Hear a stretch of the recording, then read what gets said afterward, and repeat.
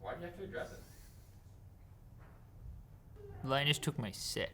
Ming-Chi Kuo, the Apple leaker known for his pretty good accuracy, claims to have some details about Apple's next Apple Silicon Macs. Apple debuted a new version of MagSafe in the iPhone 12 lineup, but according to Kuo's sources, Apple will be bringing magnetic charging back to the MacBook line in the next MacBook Pro, which will come with 14-inch and 16-inch versions. Now, this might seem like just a rumor, but Mark Gurman, a slightly more respected Apple leak guy, said his inside sources had the same information, and additionally, James, don't get too excited, Gurman claims that a redesigned iMac is on the way this year, along with 2 Mac Pros, one with a smaller design and an Apple Silicon processor, and one that's essentially an update to the existing Mac Pro, which will use Intel processors. Now, whether these turn out to be rumors or not, there's no question that Apple is making big moves, something that's recognized by Intel's new CEO, Pat Gelsinger, who told employees recently that Intel has to deliver better products to the PC ecosystem than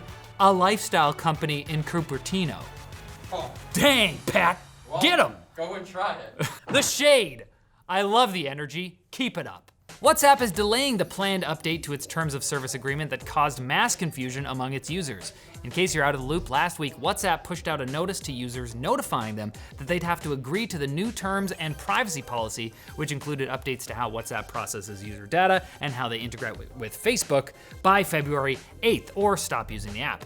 That led to tens of millions of people downloading Signal and Telegram, 2 messaging apps that, like WhatsApp, offer encrypted messaging. The difference being, of course, that they're not owned by Facebook, the smog of the data hoarding world. It's not a perfect analogy. Google also hoards a lot of data. Also, Smog doesn't sell his treasure, and in doing so, hurt other people's privacy. Anyways, the important thing is Facebook sucks. And we saw lots of cool stuff at virtual CES this year, but arguably, one of the coolest trends was seen in the realm of laptops. 1440p displays have been conspicuously absent from the notebook industry for a long time, but we saw them pop up in a number of laptops this week, including the Razer Blade 15, Acer Nitro 5, and the Lenovo Legion 7, the world's first 16-inch QHD gaming laptop. QHD is kind of perfect for high-powered gaming laptops since it's sharper than 1080p but not as demanding as 4K, which is kind of pointless on a tiny little screen anyways, IMO. We can thank NVIDIA's RTX 30 mobile lineup for this, which is also giving us a bunch of thin, stealthy gaming laptops that will look more normal when you can actually go out in public again. You won't have to explain to that cute server why your computer's shaped like a dragon. He understands. Or she. Maybe they're just all into dragons. Now it's time for Quick Bits, brought to you by Pulseway, the software that lets you manage your systems from wherever you are, like a boss. You'll have complete, real-time monitoring and control of servers, workstations, and network devices like printers and routers. You'll automate security patching on all your devices. You will have full access to real-time status, logged-in users, and network performance. You'll laugh maniacally as you create and deploy automated custom scripts to complete IT tasks like this. Not maniacal enough. Become the Pulse Master. Try Pulseway for free at pulseway.com or through our link in the video description. Some bits are slow, and that's okay. But these ones are fast. Ah, whoa! Sources have apparently told Gamers Nexus, we're reporting on Gamers Nexus now, that NVIDIA has delayed the release of the RTX 3080 Ti from its initial launch window in February, and it may be that the community's intense response to the ongoing GPU stock shortage is the cause. Video Cards reports that there's also an RTX 3050 and 3050 Ti in the works at NVIDIA, but who knows when we'll see any of those. Well, if this ordeal has given us anything, it's patience. Also crushing anxiety. We need a vaccine for GPU. It's expected that Samsung will, as usual, use Qualcomm Snapdragon chips in some of its Galaxy S21 phones and its own Exynos chips in others, but hold on. But users with an Exynos model might not be so disappointed this time around. Specs for the 2 new mobile chipsets reveal the Exynos 2100 might actually be more powerful. Still boo. I don't want that.